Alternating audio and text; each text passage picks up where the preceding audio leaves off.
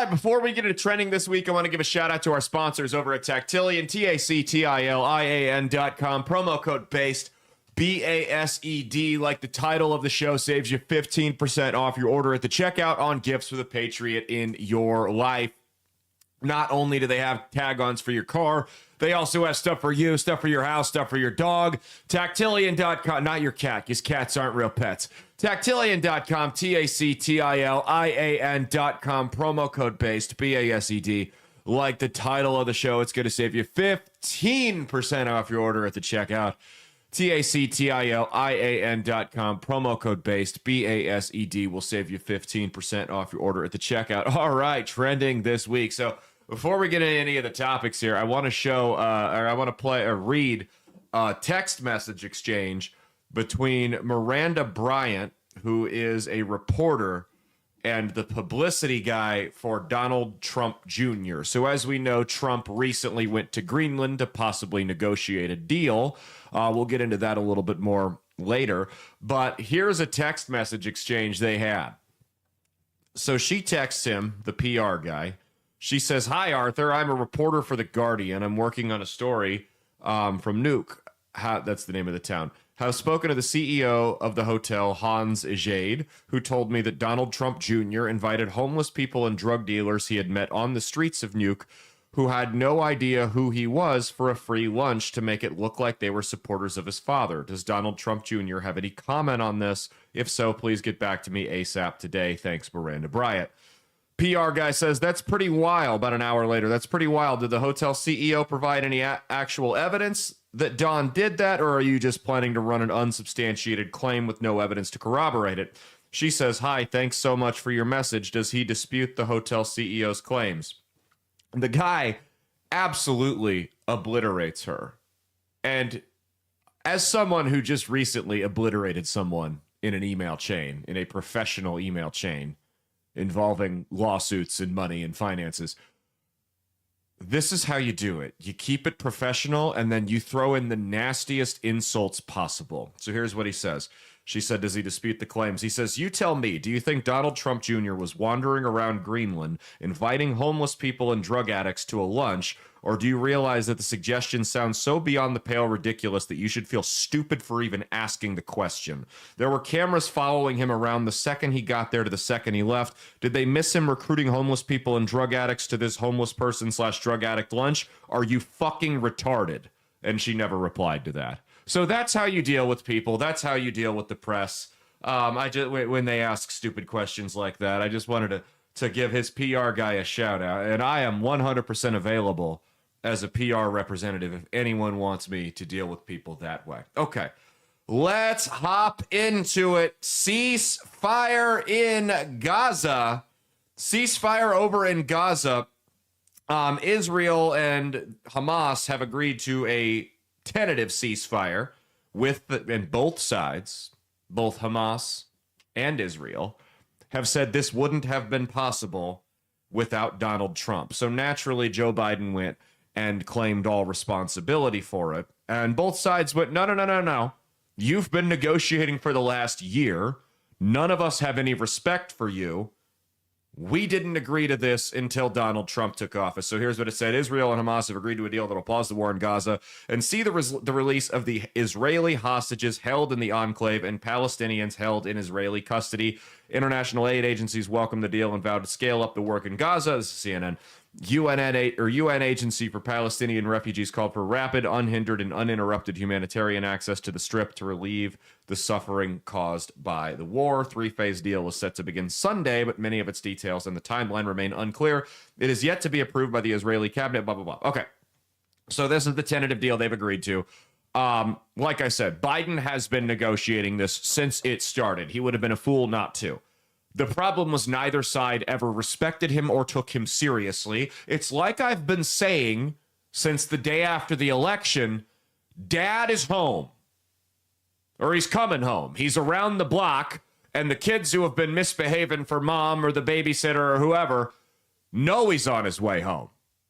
So all of a sudden, they're starting to clean up the house and fix their attitudes. Dad's going to get home. They're going to be wearing little suit jackets and dresses, right?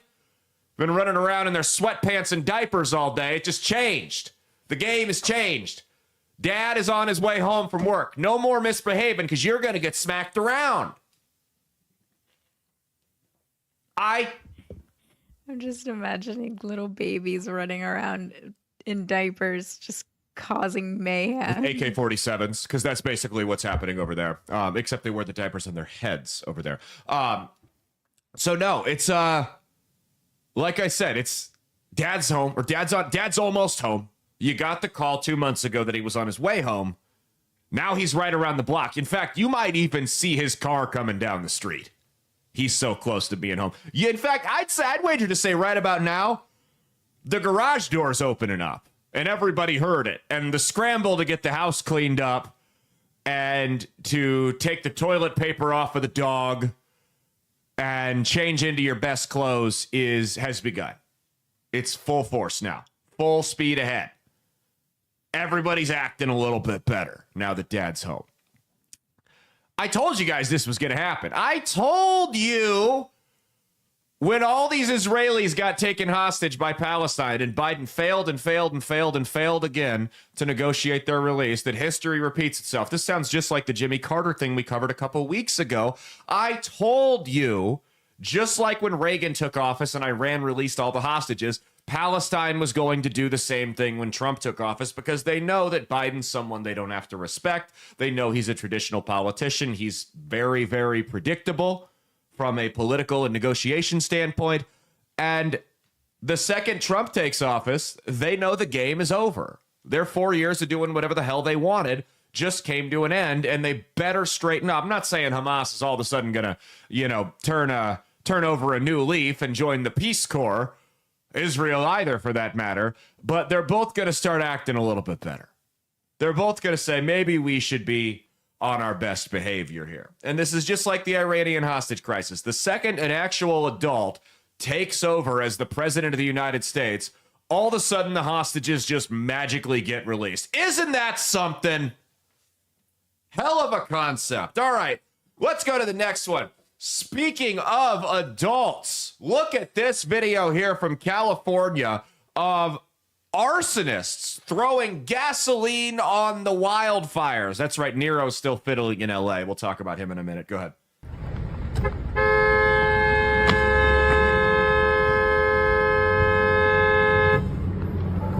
How are they throwing gasoline?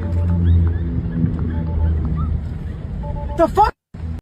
So they've got their car, for those of you listening, it looked like either in neutral or going very, very slow down the highway in just a blaze.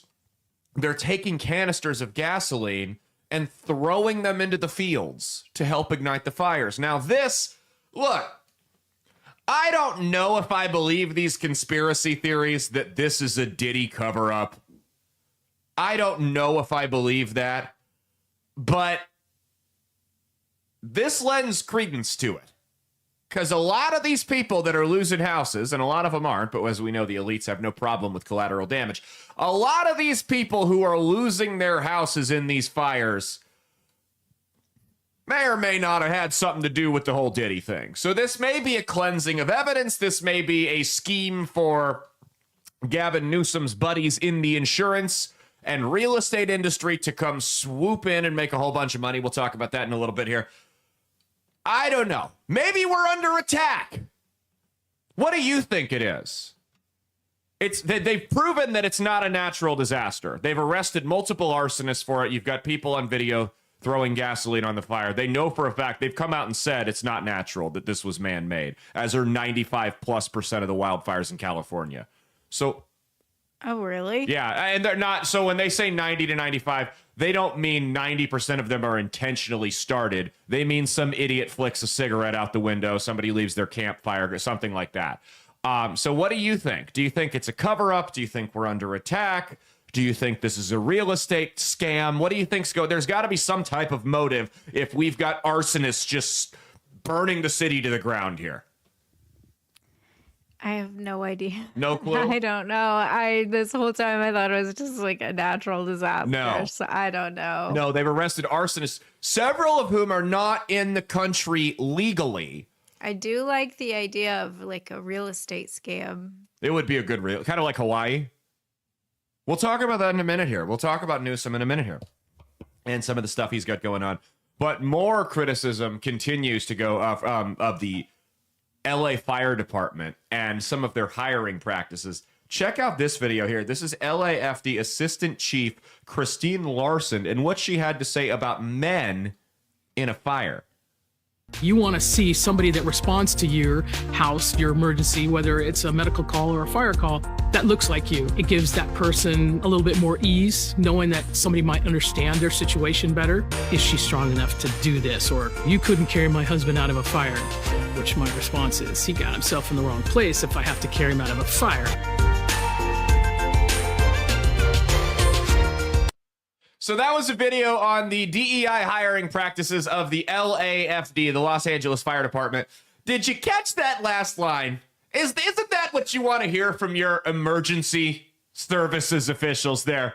If your husband needs to be carried out of a fire, he got himself in the wrong place. Nothing like a little victim shaming, but it's okay when it comes from a black dyke, right? It's totally acceptable when they shame the victims, right?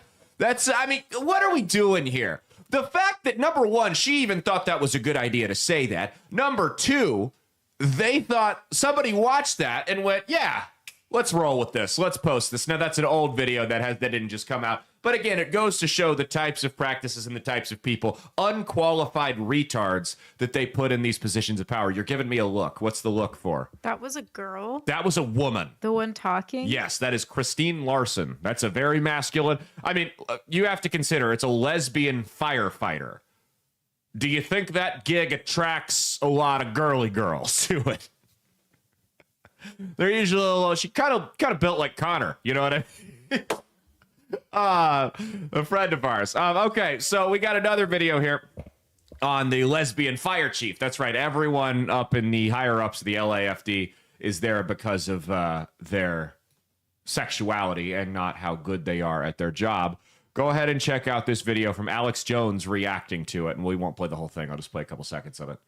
I'm super inspired. She took time out of her already busy schedule to tell us about her vision for the department's future, one that includes a 3-year strategic plan to increase diversity. People ask me, well, what number are you looking for? I say, I'm not looking for a number. It's never enough. Out of 3,300 city firefighters, only 115 are women right now. She's already looking at ways to change that. She's quick to point out that doing so has a greater purpose, attracting the best and brightest for the job. They feel included, they feel valued, and they feel part of a cohesive team. The chief also checks another box when it comes to inclusivity and diversity at this department. She's a proud member of the LGBTQ community.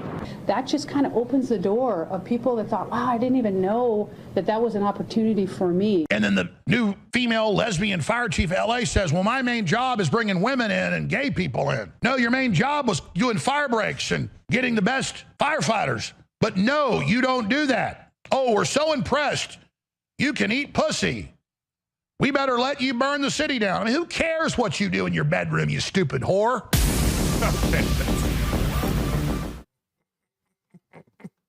I just wanted to share that with you guys because I laugh every time I see it. I love how he just comes out of nowhere.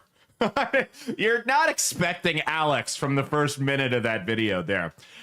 So our efforts to expose the bullshit that are working, not just us, but, alternative media as a whole. And this is very promising that what happened in November wasn't a fluke.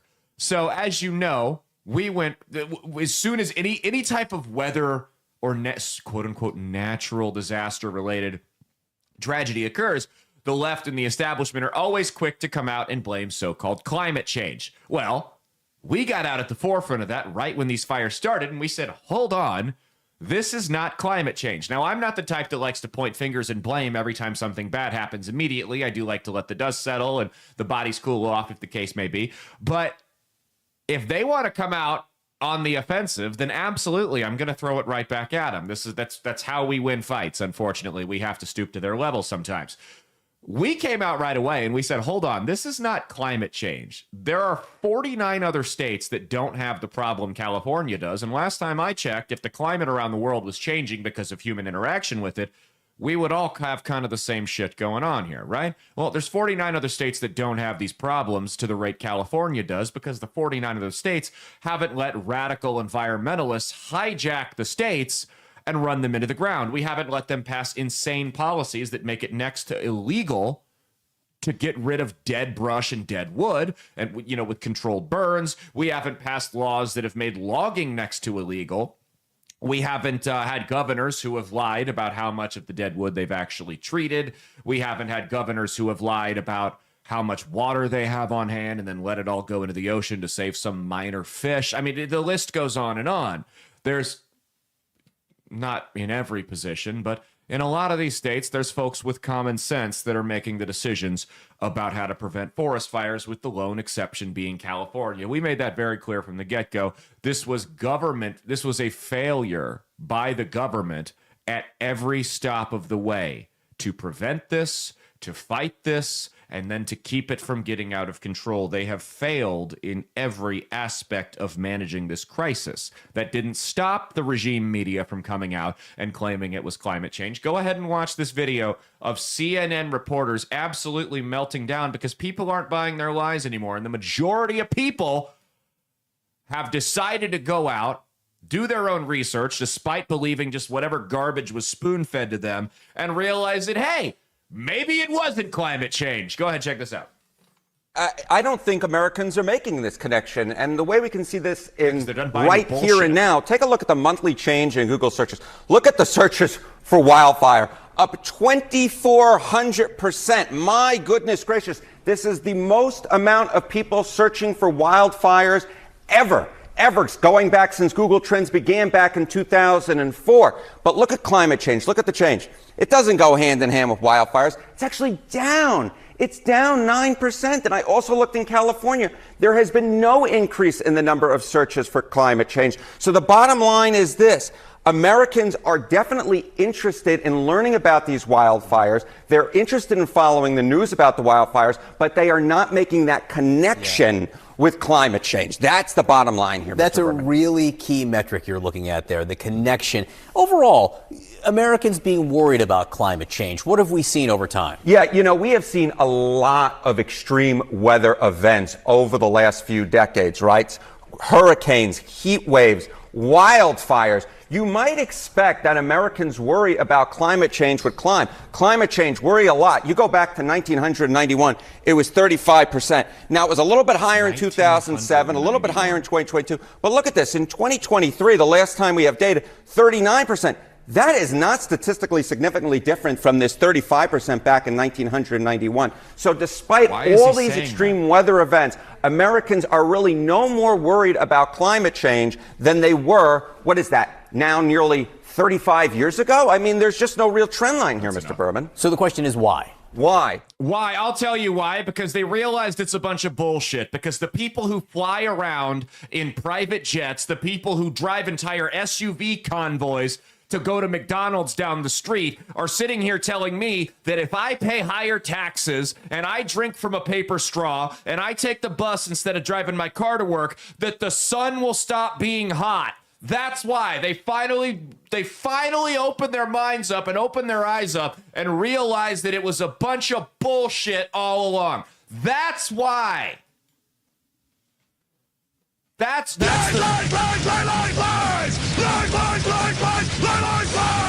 It was all a lie. Now, I'm not saying that humans don't have some type of impact on the climate. That's not what I'm saying at all. Yes, there are common sense things you can do that are good for the earth that you should do. You shouldn't just leave your car idling for 30 minutes when you need to run into your house. You should turn it off. I'm not talking about in the house. You should never leave it idling in the garage. I mean, in your driveway. I know people who do that. You shouldn't, you should turn the temperature down in your house when you're at work, or let it run up in the summer. You shouldn't just let the faucets run while you brush your teeth. Like I said, little things you can do. And then obviously there's the obvious things. Yeah, you shouldn't pollute rivers or lakes or, destroy wildlife. And obviously that goes without saying. We shouldn't treat our planet like shit. You shouldn't litter, right? Little things you can do.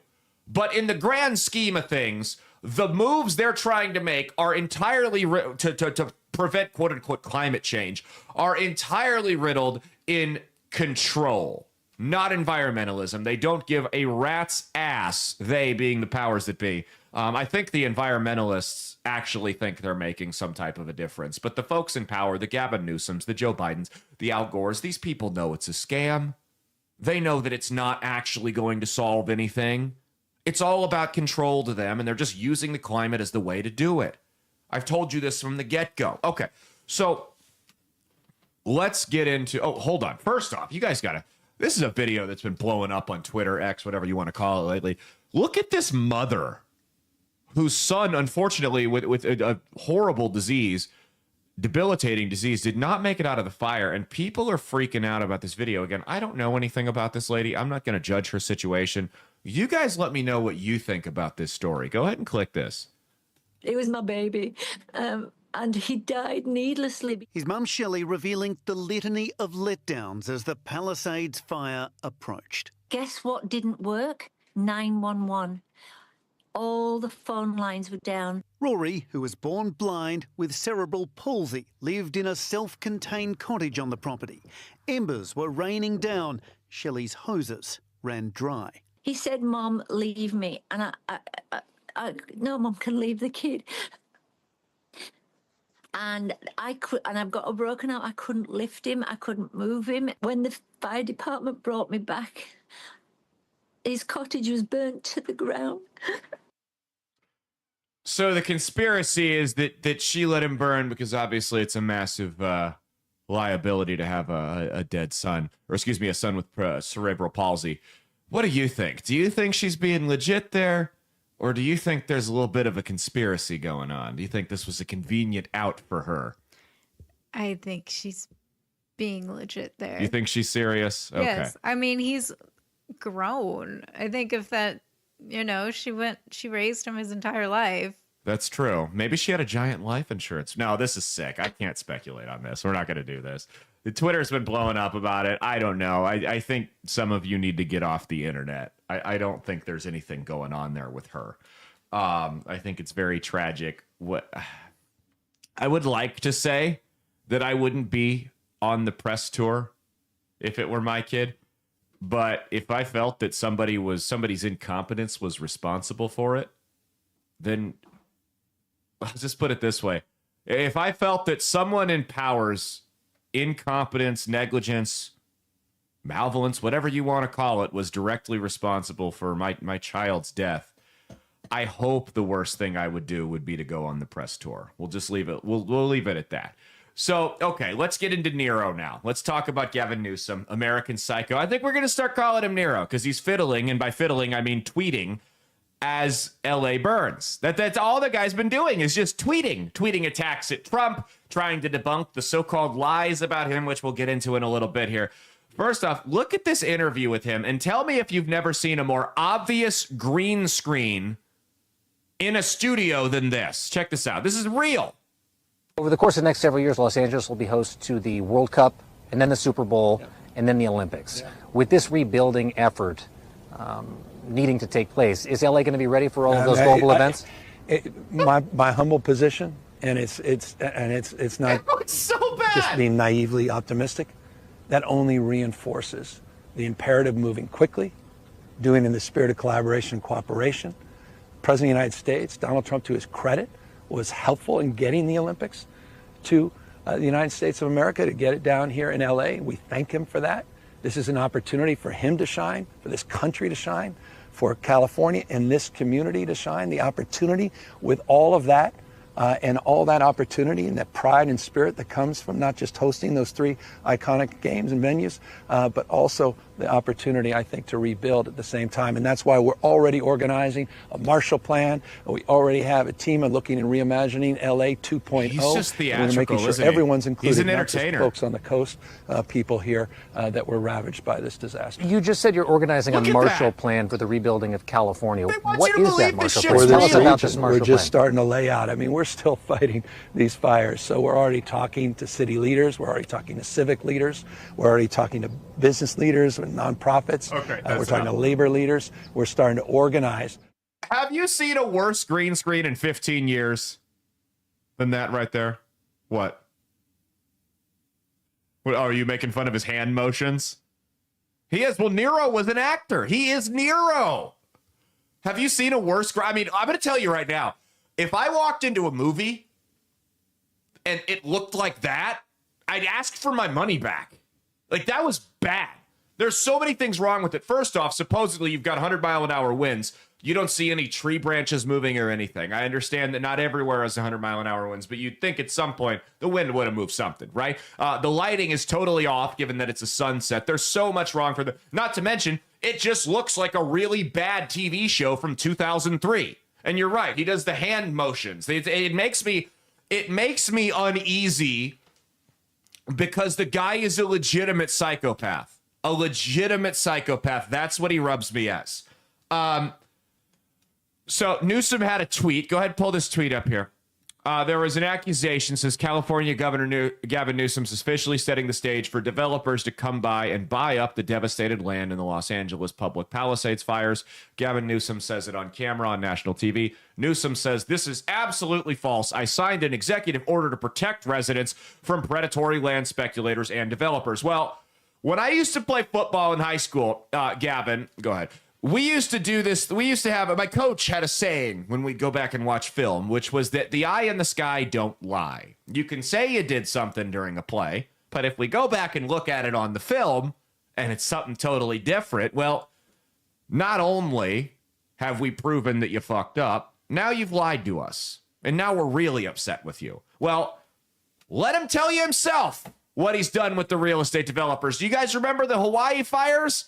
And all the real estate developers that moved in then, and we broke down where the governor of Hawaii's top financial donors were from, and one of the biggest industry was real estate, and he had all these connections. Yeah, real fun stuff over there. Josh Green, the governor of Hawaii. Go ahead and check out what Newsom had to say. We're dealing with a myriad of issues. I was just talking to Josh Green, the governor of down in Hawaii, who had some ideas around some land use concerns he has around speculators coming in, buying up properties and the like. So we're already working with our legal teams to move those things forward, and we'll be presenting those in a matter of days, not just weeks.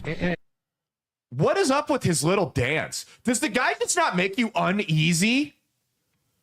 Hey, Mia, we've got some speculators coming in, some ideas.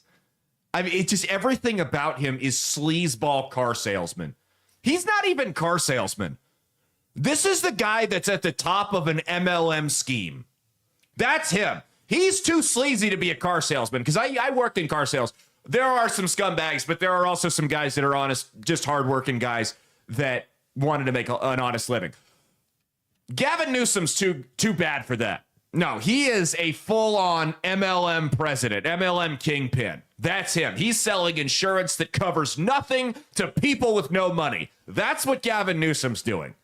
So he tells you in the video that he's talked to the governor, who was embroiled in the same scandal from Hawaii a year ago, about the exact same thing, about how they've got real estate developers and speculators, and they're meeting with their legal teams to move it forward. Go back to his tweet real quick, where he claims, let me read it what he said. I signed an executive order to protect residents from predatory land speculators and developers. And this is the problem with someone like Newsom, is they've always got an ace in the sleeve. They're always prepared to combat any claims against them. So I decided, but again, the other problem, it's a two-way street. The other problem with guys like that is they're always hollow and they never actually follow through. So they've got talking points ready, but they usually lack substance. So I looked into it. Very simple. Did Gavin Newsom sign an executive order to prevent commercial real estate developers from coming in and buying up everyone's homes? Because what you have to realize here is a lot of these people, we just talked about the insurance issues a week ago. A lot of these people have homes that weren't insured. So they've got loans they're going to default on for houses that are never going to be rebuilt. So you have to consider that. So I looked into it. He did sign an executive order during the fires that would prevent real estate developers from moving in and buying up the land. However, that executive order is only valid for 3 months.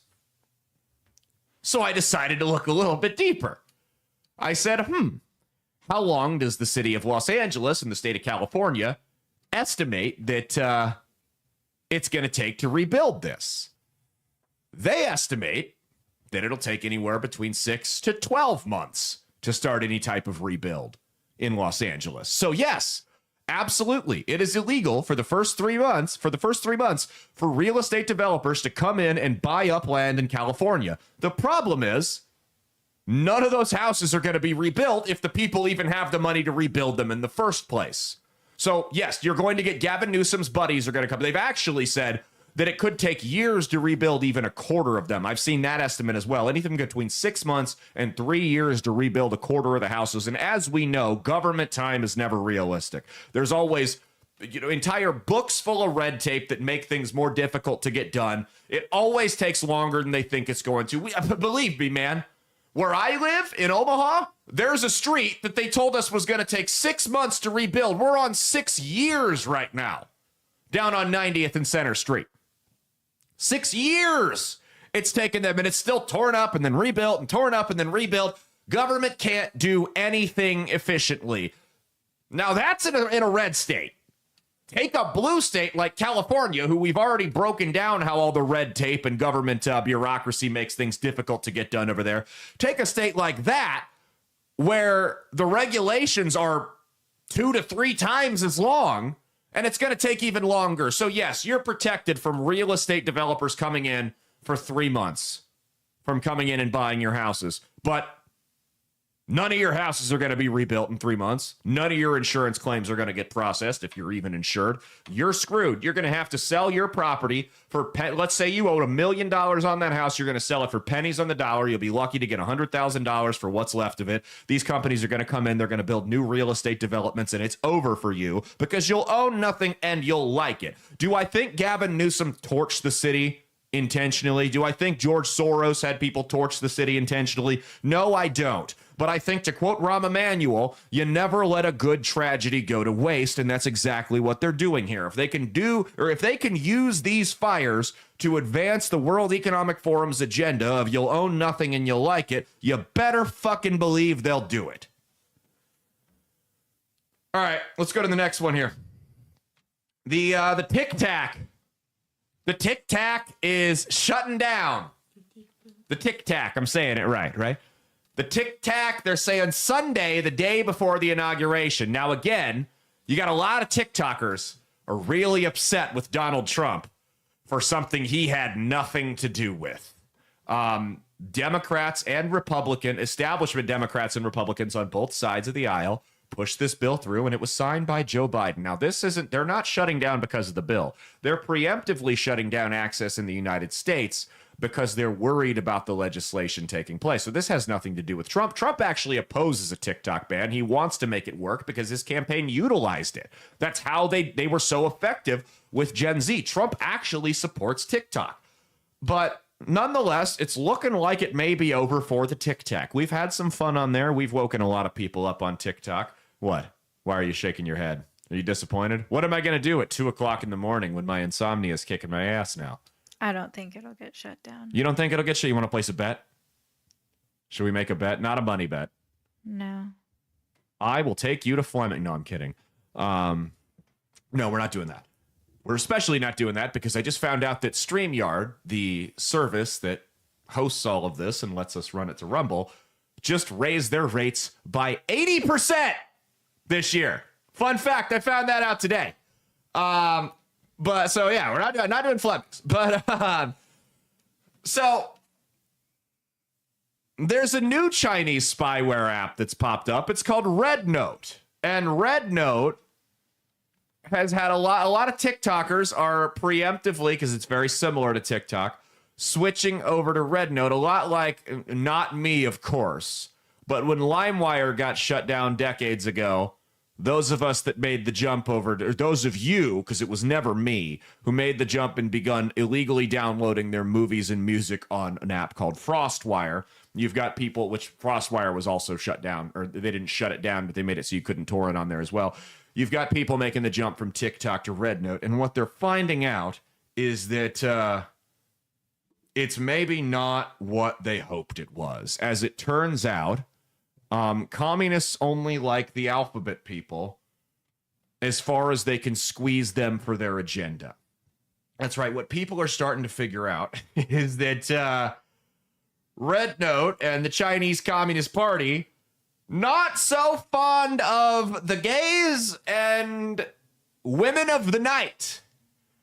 That's right. If you are posting pro LGBTQ 4K HD TV plus content, if you are a immodestly dressed woman, if they even get the idea that you're promoting your OnlyFans account or anything similar to that, I don't know what the other apps are, but if they even get the hint that you're promoting that type of content, you get kicked off the app. You get kicked off the app like you're a conservative on Twitter, circa 2020, right? So they're finding that out. They're not happy about it. They are not happy about it. We got an NPR article here. I'll break some of it down for you. It says what to know about Red Note. Here's my thing. Before we get into this, let's look at all the social media out there. You got YouTube, you got Facebook, you got Twitter, you got Instagram. If you're a pedophile, you're on Blue Sky. You know, we've got all kinds of social media. Let's say TikTok does go away for a second. Let's pretend, all right? Why do you guys need to replace it? Is it really like, are you addicted to your phones and social media and watching 10-second videos that badly that you've immediately got to find a new fix? Is that like, is that really... Like you hear about places where smoking gets banned, smokers immediately start vaping. Are you guys really that bad? Like Facebook has similar apps to TikTok or similar features to TikTok, Instagram Reels, YouTube Shorts, all of them. Why do you guys have to have another app? Why can't you just play with the ones you have? Right? Why do we have to find another fix? You guys are like, and I'm addicted too, but I'm not going to doubt. I'm done with social media apps. This is it. The ones I got are the ones I've got. I'm not on Truth Social. I'm not on Blue Sky. I'm not on none of that crap. Okay? I have a TikTok. I have a YouTube, Facebook, Twitter, Instagram. 5 is already too many, and I'm an addict. I'll admit it. 5 are too many. I will not download another one. And as these apps slowly shut down, I will not replace them with anything. That's what I got now is what I got. Well, we're on Rumble too, but that doesn't really count. That's the same as YouTube because they dual upload. But that's it. I'm not getting on new stuff. I don't need anything new. I don't need to consume new. Oh, but Caleb, what about the untapped market? Oh, too bad. I like the market I've got. It's big enough here. I'll just keep growing it on these platforms. I don't need to feed my addiction anymore. Again, I am more than happy to admit that I'm an addict, but I'm at least trying to do something about it. So let's break this down here. Because I'm just asking you, do you really need another app? Maybe it's not, again, I don't agree with banning TikTok, but at the same time, maybe it's not the worst thing that some of you have to go find something else to do. I'm sure you'll just replace it with another app, though. So it says, what to know about Red Note, the Chinese app that American TikTokers are flooding. This is NPR. With the clock ticking on a potential TikTok ban in the U.S., scores of Americans are flocking to a surprising alternative, a popular Chinese social media platform called Zhouhongshu, or Red Note in English.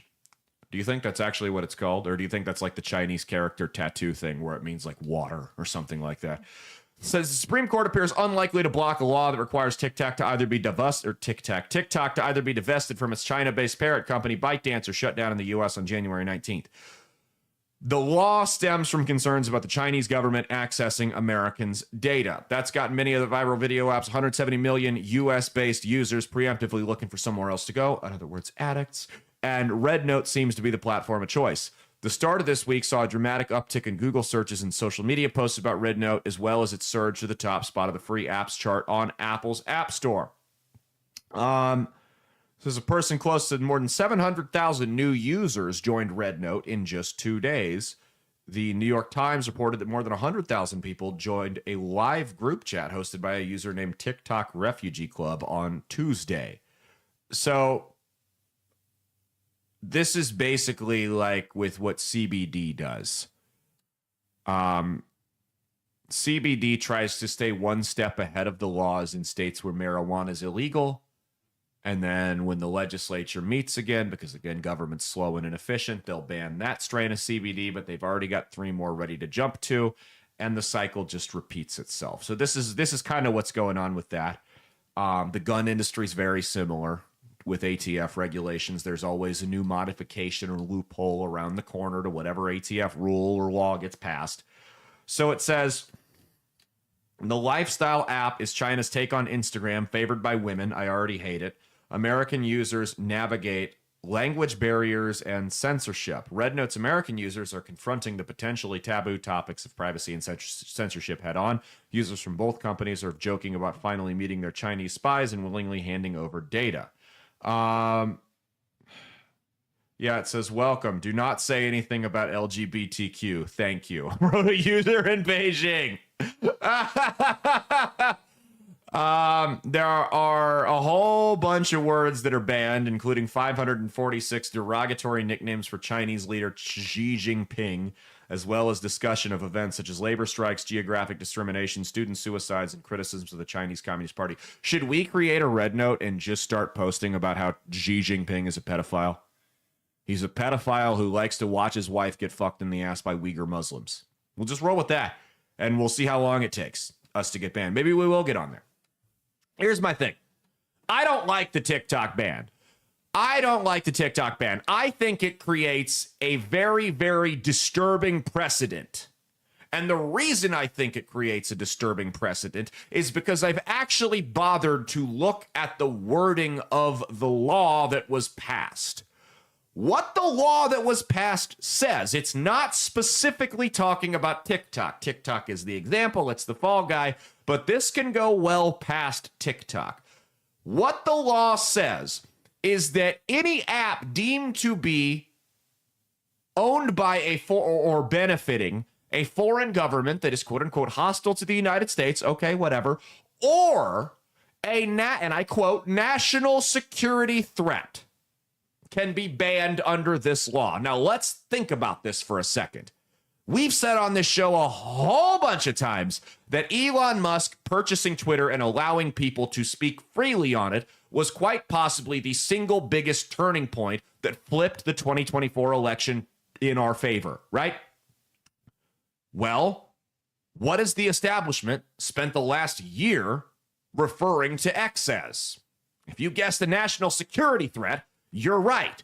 It's almost like they're laying the foundation the same way they were when they were using the word insurrection to describe January 6th, because they knew that insurrection meant that you couldn't hold the presidency or any type of public office for that matter. So that's why they pushed that word so hard. They're doing the same thing here. They see Twitter as a threat because it allows liberals and their horrible ideas to get exposed. And that's why they're pushing so hard for this, because they're going to use the precedent they've set with TikTok and set their sights on Twitter next. And I think Trump knows this, and that's why he's against this ban, because he knows what type of precedent this sets. He knows that the language in the bill specifically leaves the door open for them to target Twitter. And he knows it's a threat to the conservative power structure. So he's thinking more than 6 feet in front of him, which is that TikTok's run by liberal retards and it's bad. He's thinking, hey, this could actually royally fuck us over in the future. Also, don't you guys find it? Let me break this down to you, the TikTok ban thing, right? Unless you work in national defense, whether for the government or some defense contractor, or you're on the board of a major corporation, or you're in data security or some type of important job like that, you really don't have a whole lot to worry about with the Chinese government spying on you. They don't care all that much about you. They don't. The guy who works as a plumber and wants to scroll through cat videos on TikTok is not on the Chinese government's watch list. You should be way more concerned about what your own government is doing with your data, because they can do a whole hell of a lot more to you than what the Chinese government can right now. Also, don't you find it incredibly strange that the people spying on every aspect of our lives are all of a sudden concerned with our privacy? Don't you feel like there might be some type of ulterior motive here with this TikTok ban thing? I'm just saying, Not only do these people being the folks in Congress, want to spy on every single waking moment of our lives through every avenue possible, your cell phone, your computer, your appliances like your fridge, they spy on you from, your thermostat, your doorbell, everything. Not only do they want to spy on you and watch you for every waking moment of your lives, they renew that ability with a vote in Congress every single year. And more often than not, they expand their ability to do that with this little thing called the NDAA. So yes, I find it super strange that these people, and I find it ironic and hypocritical, that these people are all of a sudden really worried about you and I's privacy. Doesn't that raise some questions for you? Let's go to the next one here. Donald Trump's cabinet nominees are having their hearings this week. They're having the hearings for the Trump cabinet nominees. We're probably going to end up doing a Sunday show. It's fine. I got one more topic and then we're going to get out of here. But they're having the Senate hearings for Donald Trump's cabinet nominees, two of them at least, Pam Bondi, the Attorney General nominee, and Pete Hegseth, the nominee for Department of Defense. Let's play the Pam Bondi interaction first. This is a quick one here, and then we'll jump into Pete Hegseth. Go ahead. And it would not be appropriate for a prosecutor to start with a name and look for a crime. It's a prosecutor's job to start with a crime and look for a name, correct? Senator, I think that is the whole problem with the weaponization that we have seen the last 4 years and what's been happening to Donald Trump. They targeted Donald Trump. They went after him, actually starting back in 2016. They targeted his campaign. They have launched countless investigations against him. That will not be the case if I am Attorney General. I will not politicize that office. I will not target people simply because of their political affiliation. Justice will be administered even-handedly throughout this country. Senator, we've got to bring this country back together. We've got to move forward, or we're going to lose our country. That was a really good response. And the guy's name was Sheldon Whitehouse. What a name.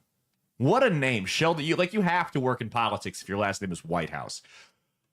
But so the stereotype of Trump nominating these bumbling fools that can't speak for themselves in this chaotic cabinet, I think is going to die very, very quickly in these hearings. And we'll get into Pete Hegseth in a minute. These people are proving themselves capable and quick-witted. And I think this is a very, very good first impression. Side note, Mia, how old do you think she is looking at that video?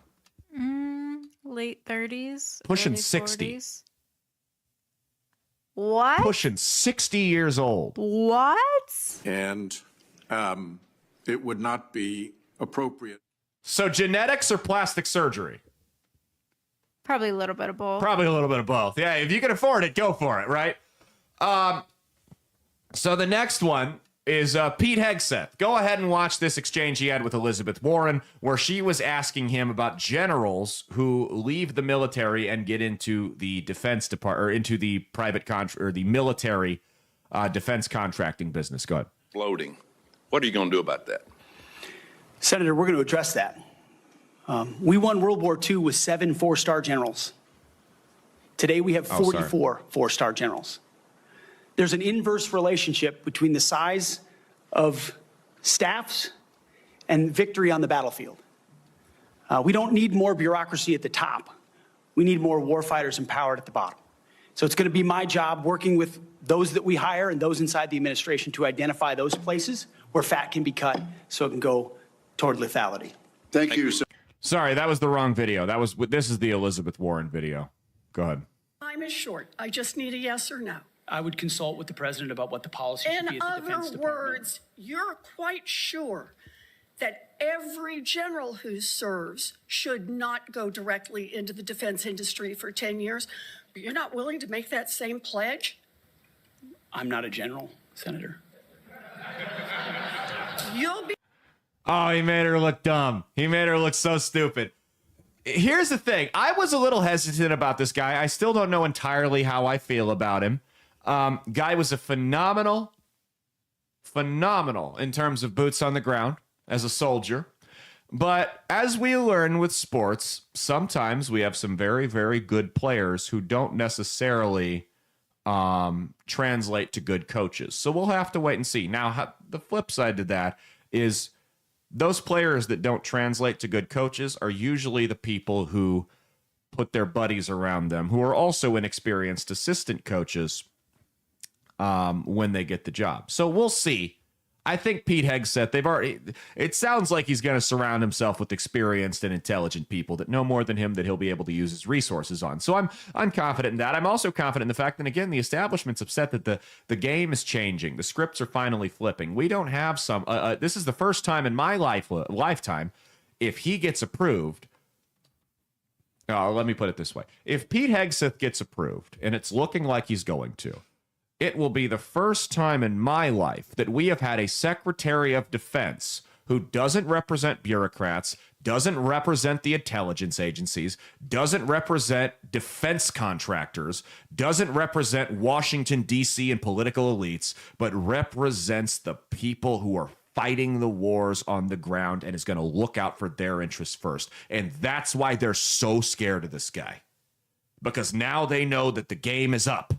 Now they know that, hey, we can't just go to war for no reason if we're not going to take care of the people we're sending over to war when they get back here.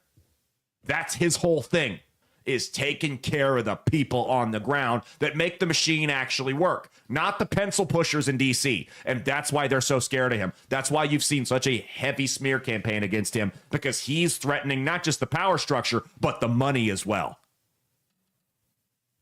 Now, we've seen a lot of personal attacks on Pete Hegseth, and I'm not going to excuse the stuff that this guy's admitted to doing.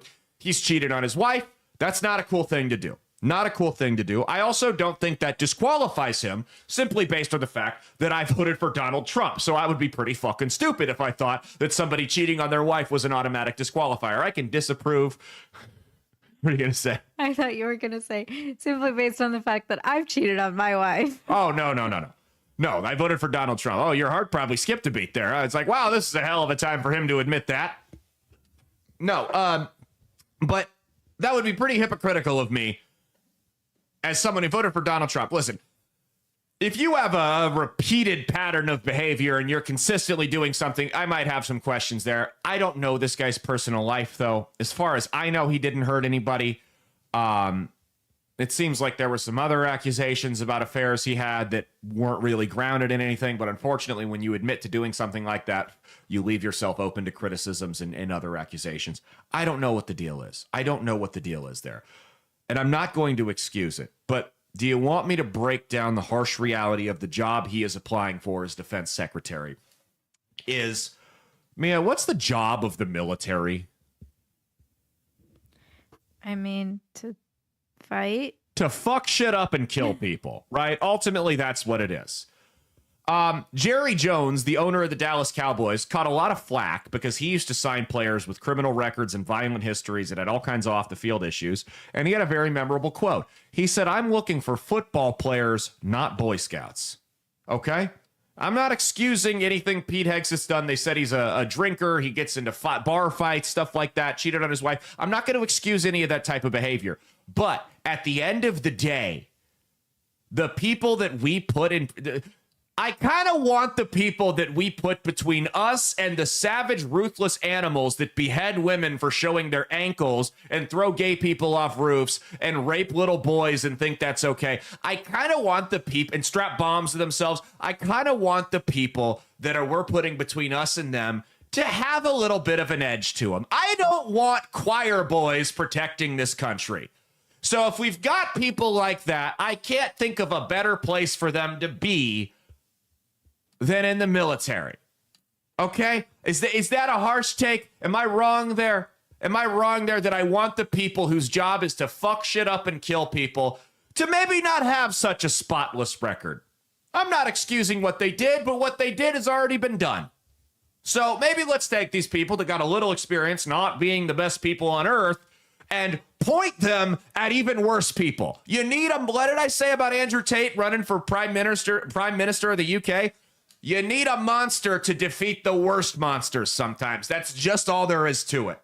Now, here's an interview with one of Mia's favorites, not an interview, a clip he had with one of Mia's favorite senators, Mark Wayne Mullen, from the res down in Oklahoma. Go ahead and the fist fight senator. Again, guys with an edge. Go ahead and play what he had to say. And then Chuck Schumer and the Democrats are blowing up over this quote. They're freaking out over it. Go ahead. I've made mistakes. And Jennifer, thank you for loving him through that mistake. Because the only reason why I'm here and not in prison is because my wife loved me too. So they are going after Mark Wayne Mullen for that. Mark, again, this is the guy who was about to fight the union president on the Senate floor until Bernie Sanders got in the way. I don't know how Bernie Sanders slowed him down, but 90-some-year-old man. So they're going after him. They're trying to make it seem like he was this monster. Mia, the guy is an ex-cage fighter from the res. Would you say it's probably safe to say that he's got a little bit of a checkered past? Maybe he's a little high intensity. No. Some fights in his past. I don't think he's confessing it. I said the same thing yesterday. You can confirm. When we met, was I a little rough around the edges? I think a little more than a little. More than a little. A lot more than I am now, right? A lot more than I am now. And I acknowledge this talking to somebody else about something totally different yesterday. I said, if we weren't married right now, I would probably have done a stint in jail. There's a lot of guys that were high intensity and rough around the edges. That doesn't mean we were drug kingpins or murderers or rapists or pedophiles or anything horrible like that. But how long? 5 years now? Over the course of 5 years, somebody probably would have got punched in the mouth and I would have done a little bit of time in county. That's all I'm saying. It probably, or I would have gone too far on one of my revenge plots on somebody. It probably would have happened. But as men who tend to operate at higher speeds than other men, when we get off that interstate exit and we finally slow down and start pumping the brakes, that typically correlates directly with us starting to realize, oh, there's other people who count on me now. So yes, there are a lot of guys out there, who the only reason they have not done time in jail is because of their wives. So there's nothing wrong with that. That doesn't mean you're a horrible criminal or this monster or anything like that. It just means that maybe you like to have a few too many on Friday night with the boys, and you might have said and done some stupid things that got you into some compromising situations. And you were on a trajectory and a path that had you not met somebody who made it so that you had other people counting on you, you probably would have continued down that path, and that path probably led to a few different stints in jail. That's just all I'm saying. That's all I'm saying. That's all I got to say. So I don't think it's the worst thing. I hope this guy gets approved. I think he's going to do a phenomenal job. It'll finally be nice to have somebody in who represents the people actually fighting the wars rather than the people making money off of the wars. Okay, we're going to go to one more segment here. Go all the way to the bottom. It should be one about a tattoo. You see the tattoo? Yes. Go to the tattoo. So today in bad parenting, questionable parenting, because I've been told that parents' decision by the liberals that what parents do with their children is entirely up to them. And it's none of my business, no matter what they want to do. I've even had someone tell me that I'm not kidding you. It's crazy. Like these are extreme situations, but you like to carry out logical extensions of people's arguments and see how far they're willing to go with it. I have had someone tell me that if parents want to give their 10-year-old black tar heroin, the state should not get involved. That is within their rights as parents. Mia, what do you think about that? Do you think that's a good take? I agree. Yeah. That's why I'm no longer a libertarian. Exhibit 739. Well, there was a girl in Arizona who... What's next? Requiring a license to make toast in your own damn toaster? Unreasonable! We're going to start... We should start selling toasting licenses to people where they'll submit their selfies and we'll send it to them and it's like license to toast.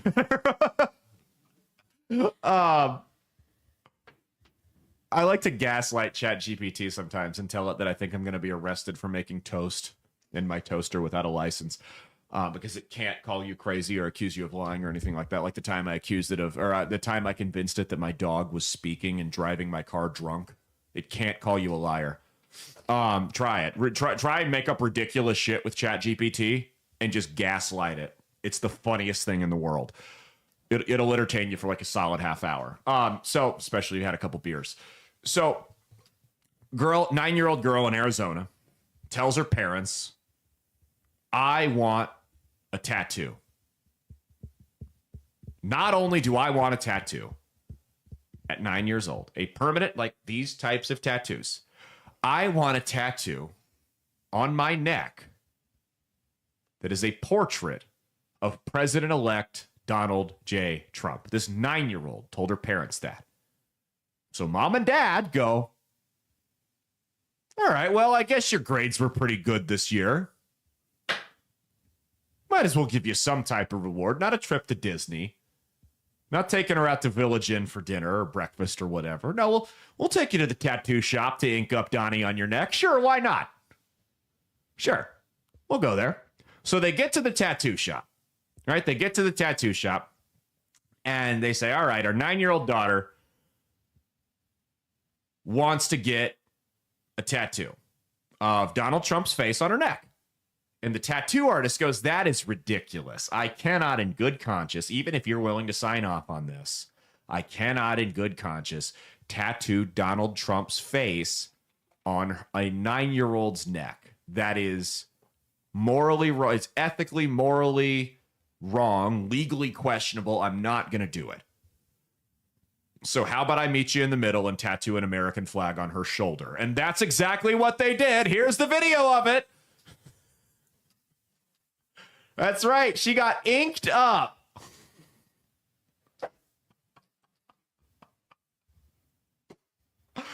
I am at a loss for words. You people's inability to tell your children no has gone too far. So the tattoo artist said that he only did it because he knew that the other place that they were going to go to, that they would do it. So he thought that they were doing them a favor. Oh, well, the other guy, now it makes sense. If I don't sell your 9-year-old the black tar heroin, the dealer down the street's going to do it. It makes sense. If I don't sell the guy walking in here talking about conspiracy theories and how he wants to kill everybody at his work a gun, the pawn shop down the street's going to do it, I guess. Well, I might as well make my couple $100 on it.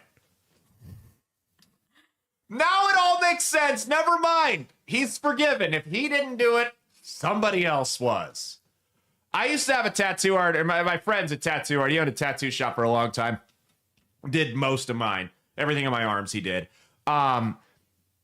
He used to have that logic with couples tattoos, right? For the longest time, he would not do couples tattoos because he thought they were trashy, they were bad luck, and then he realized, hey, if I don't do this, they're going to go down the street, and the guy that guy's going to go make the money off it. He's like, I might as well make the money off of it, and then give him a business card, and in 6 months, when they're broken up, I can make some more money on the cover-up. That was his logic behind it. The difference, though, is those were consenting adults. Now, consenting adults with maybe not fully functioning brains, but consenting adults nonetheless, not a 9-year-old. Do you want to know the best part of this, though? The best part of all of this is the liberals who are upset and everyone should be upset. Liberal, conservative, doesn't matter. But there's a bunch of liberals dunking on it, saying, oh, this is proof Trump supporters are cult members. But the chief critique I'm hearing of this from liberals, are you ready for this? And this is rich.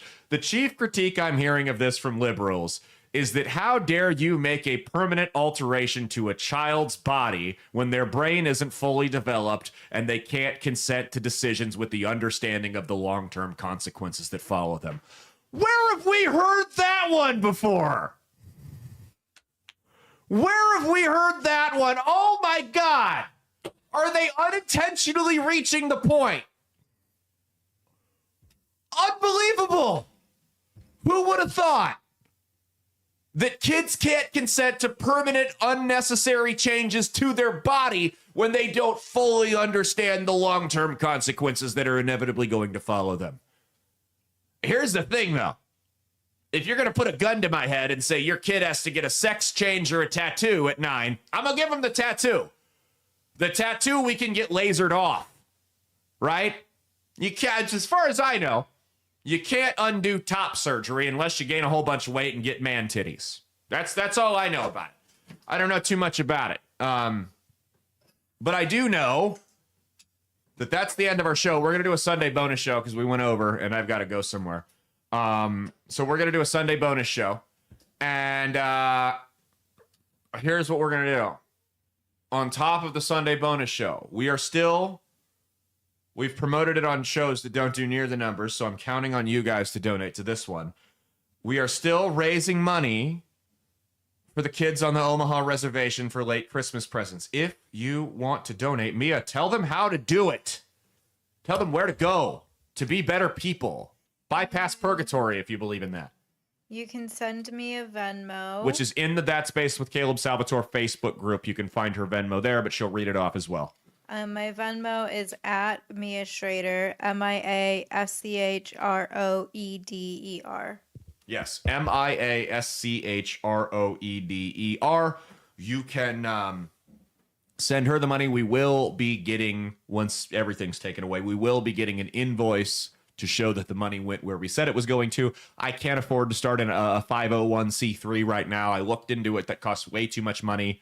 So we're gonna, you'll have to trust us a little bit, but we'll get you guys an invoice if anyone asks for it, as soon as the money makes it to where it's going.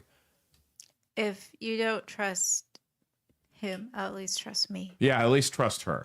Yeah, we do charitable causes every quarter for the roast battles. This just happened to be by far the most successful one we've ever put together. So we're encroaching on $1,000 we raised for these kids. So we're really thankful. And I know, so if you want to donate money, it's in the That Space with Caleb Salvatore Facebook group. Even if it's $1, that's cool. If you don't have money right now, we'll be running this till whenever. And if it gets too late, then it'll go toward the donations for next year. So we really appreciate it. Everyone who's already given us money, sent it in. You guys are really, really cool. If you came to the show and you donated cash, we really appreciate that. We had over $700 just in cash donations that night.